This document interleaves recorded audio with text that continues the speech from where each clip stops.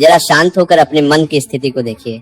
आप में से बहुत से लोग ऐसे होंगे जिनके मन में कोई एक व्यक्ति बार बार आता है, चाहे आप चाहें या न चाहें, वह व्यक्ति आपके विचारों में चलता ही रहता है। और तब मन में एक प्रश्न उठता है, आखिर ऐसा क्यों हो रहा है? मनुष्य का मन कोई साधारण वस्तु नहीं है। जहाँ मन जुड़ जाता है वहाँ केवल स्मृति नहीं रहती, वहाँ भाव जुड़ जाता है। और जहाँ भाव जुड़ गया वहाँ आत्मा का संबंध बन जाता है। पहली बात समझिए, हो सकता है कि आप उस व्यक्ति से बात नहीं कर रहे हो, पर आपकी आत्मा उससे बात करना चाहती है। जब आत्मा किसी से जुड़ जाती है तो फिर दूरी, मौन और समय, इनका कोई अर्थ नहीं रह जाता। तब वो व्यक्ति आपके मन में बार बार आता है।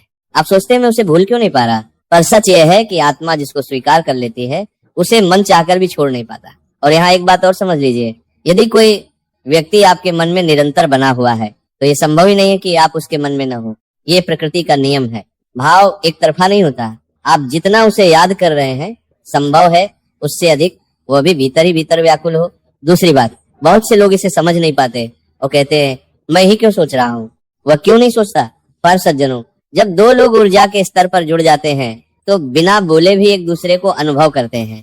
वह व्यक्ति जानबूझकर आपको याद नहीं कर रहा होता, न ही किसी प्रकार का प्रयास कर रहा होता है, पर भीतर कहीं न कहीं आप दोनों एक ही भाव में बंधे होते हैं। इसी को लोग आकर्षण कहते हैं, इसी को कुछ लोग अनुभूति कहते हैं। तीसरी बात ध्यान से सुनिए, हम सब एक दूसरे से जुड़े हुए हैं। जैसे अभी आप ये वचन सुन रहे हैं तो कहीं न कहीं एक संबंध बन गया।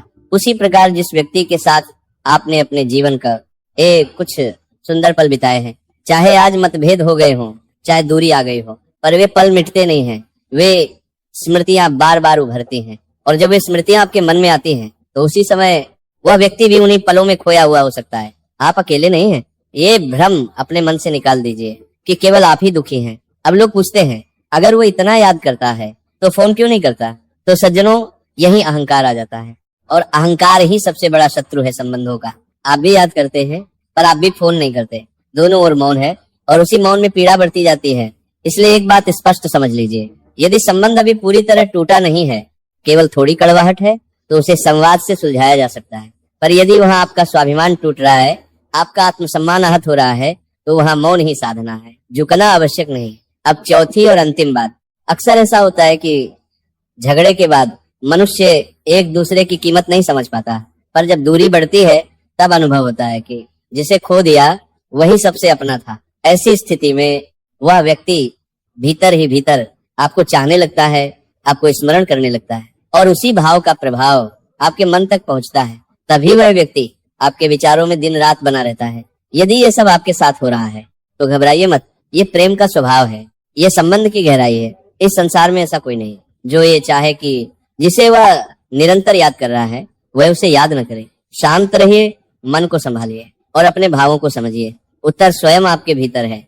अब एक बहुत सूक्ष्म बात समझिए सज्जनों, जब कोई व्यक्ति आपके मन में बार बार आता है तो ये केवल प्रेम या आकर्षण नहीं होता, ये आपके भीतर किसी अधूरे भाव का संकेत होता है। मन उसी जगह लौट लौट कर जाता है जहां उसे पूर्णता नहीं मिली।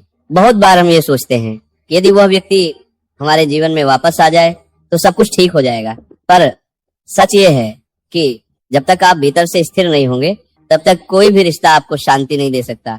इसलिए आवश्यक नहीं है कि वह व्यक्ति वापस आए ही, आवश्यक यह है कि आपका मन शांत हो जाए। ईश्वर मनुष्य को किसी से जोड़ता है तो उसके पीछे कोई उद्देश्य होता है। कभी वह व्यक्ति आपके जीवन में आकर आपको प्रेम सिखाता है, कभी वह आपको धैर्य सिखाता है और कभी वह आपको खुद से जुड़ना सिखा देता है। हर संबंध मिलन के लिए नहीं होता, कुछ संबंध बोध के लिए होते हैं। यदि वह व्यक्ति आपके मन में आता है और आपको भीतर से कमजोर बना देता है तो समझ लीजिए कि वहां अभी आसक्ति है। और यदि वही स्मृति आपको शांत कर देती है, आपको परिपक्व बना देती है, तो समझिए कि वही प्रेम अब शुद्ध हो चुका है। इसलिए अपने मन से लड़िए मत। जो भाव आ रहे हैं उन्हें दबाइए नहीं, उन्हें देखिए, समझिए और धीरे धीरे छोड़ दीजिए, क्योंकि जो वस्तु आपके भाग्य में होगी वह आपको खोज ही लेगी और जो आपके भाग्य में नहीं होगी उसे पकड़कर रखने से केवल पीड़ा ही मिलेगी। याद रखिए, जिस दिन आपका मन अपने आप में पूर्ण हो जाएगा उस दिन किसी के आने या जाने से आपका संतुलन नहीं बिगड़ेगा और यही अवस्था सच्ची शांति की शुरुआत है। अब अंतिम बात बहुत ध्यान से समझिए सज्जनों, मन का स्वभाव है, जहां उसे सच्चा लगाव मिलता है वही वो बार बार लौटता है और मन तब सबसे अधिक उलझता है जब वह किसी को छोड़ना चाहता है पर छोड़ नहीं पाता। ऐसी स्थिति में मन से लड़ने की आवश्यकता नहीं होती, मन को समझाने की आवश्यकता होती है।